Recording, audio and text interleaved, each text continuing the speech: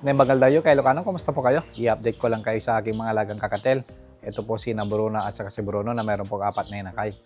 So shoutout nga po pala sa mga nag-order po kay Ilocano sa ating handfeed na kakatel.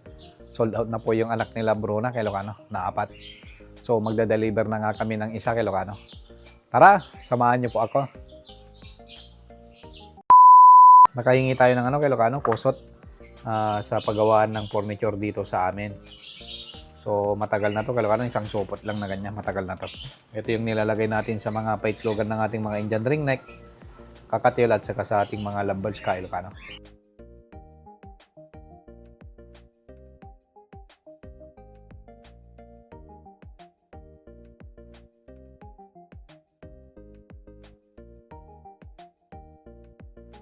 Nambanggal daw yun kay Ilocano, kumusta po kayo? So, shoutout po sa lahat ng nagpa-reserve sa mga anak nila Bruno at si Bruna.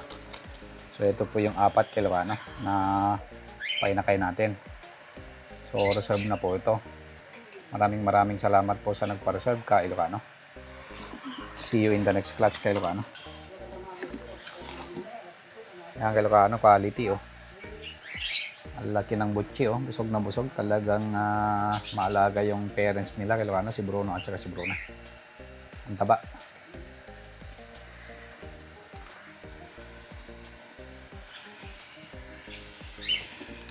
Yan, ang busog na busog kay Ilocano. Tingnan nyo naman, oh.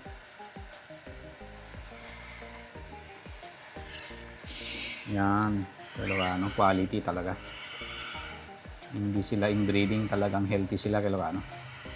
Kasi hindi ako nagbe-breed ng magkakamag-anak na ibon kay Ilocano. Para maiwasan natin yung inbreeding.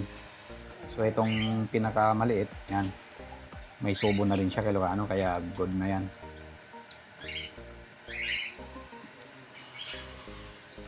So maraming salamat po sa lahat ng nag-avail.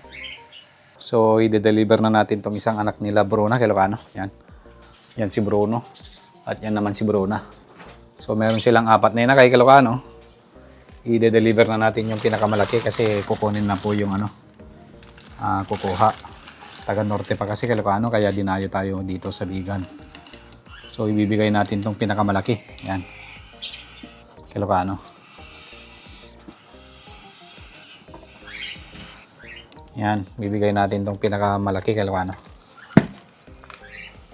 So hihanpid daw niya kay Ilocano. So okay na to kasi 13 days old na siya kay Ilocano. Lagay natin sa karton.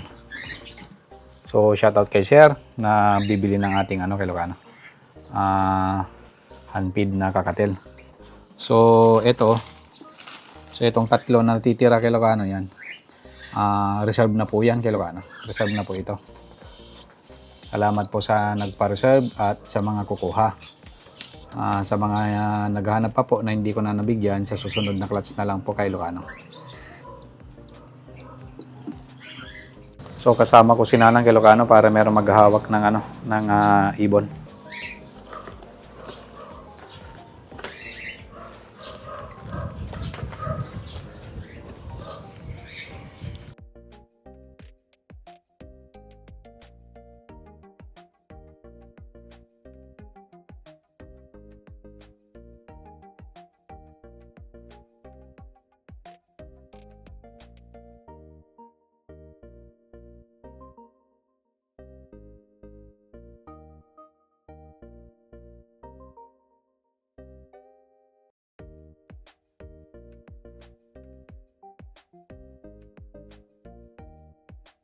Sila yung kukuha kay Ilocano. Yan. Ang nating handfeed natin. Kapo kay Ilocos Norte. Ating? Apo.